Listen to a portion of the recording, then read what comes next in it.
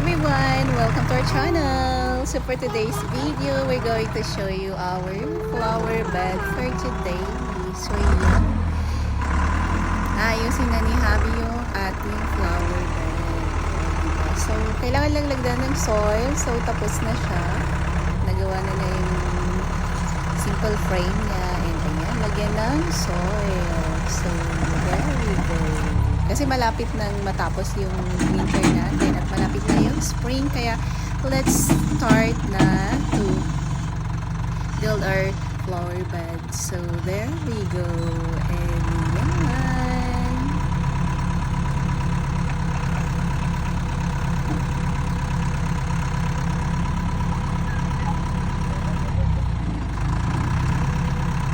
Kawan madadali na sa angan.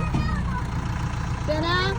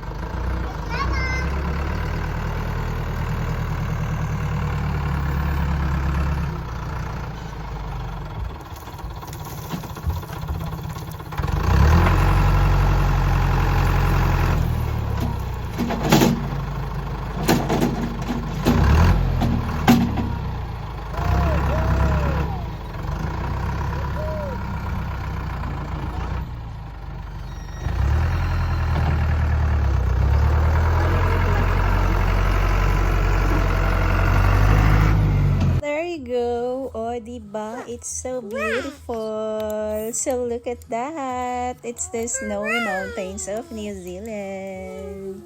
So kasi ganito dito, yung tipong mag-i-snow siya. More on sa mountainous area siya.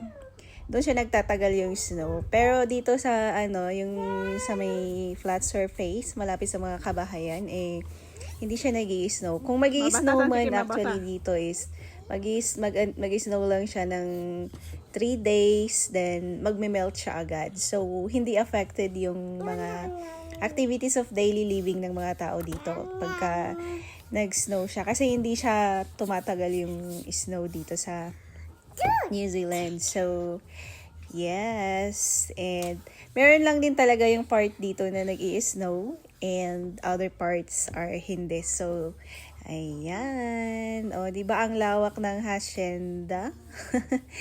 So, it's such a beautiful view. Kung nature lover ka talaga, you will really appreciate this one. So, look at that. So, Mo kaya na nabasa ang si ganda nabasa. talaga. Malika sa Napaka-majestic ng ating mountain na yan. Kaya na? So, Nabasa. diba? Covered lang siya ng snow. So, pagka nag-sunlight, pwede kang mag-walking dyan. Kasi yun yung ginagawa ko.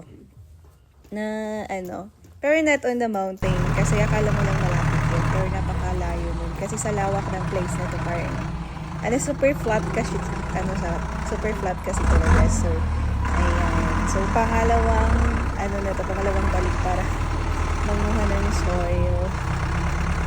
And there you go. So, mag-ayos-ayos din tayo ng kasi planning to make flower bed sa section na ito, and then sa other side will be for my veggies. Or hindi ko pa hindi pa siya nasimulan pa. So, ito pa yung start ng ating So, nag-start muna tayo ng flower bed dyan. So, okay. So, I'm kind of excited pagka dumating na yung winter kasi pwede na natin taniman yan. And, of course, i-ready na din natin. So, yun. Kawan madadali na sa angan. Sana. At yun na nga, ini-start na tapusin yung ating flower bed. So, let's see what's gonna be the outcome. So, hindi pa natin papaano yan. And, of course, yan na yung ating magandang view. So, Pagka natapos na natin yung ating flower bed, ipapakita natin yan. So, at the moment, yan pa yung magandang tingnan. O, diba? Kasi winter nga, sabi ko. And yes, of course. O, diba? Our mountains are covered with snow. So, let's see our flower bed when it's gonna be finished. Mabasa, Okay, sige, mabasa. bye-bye.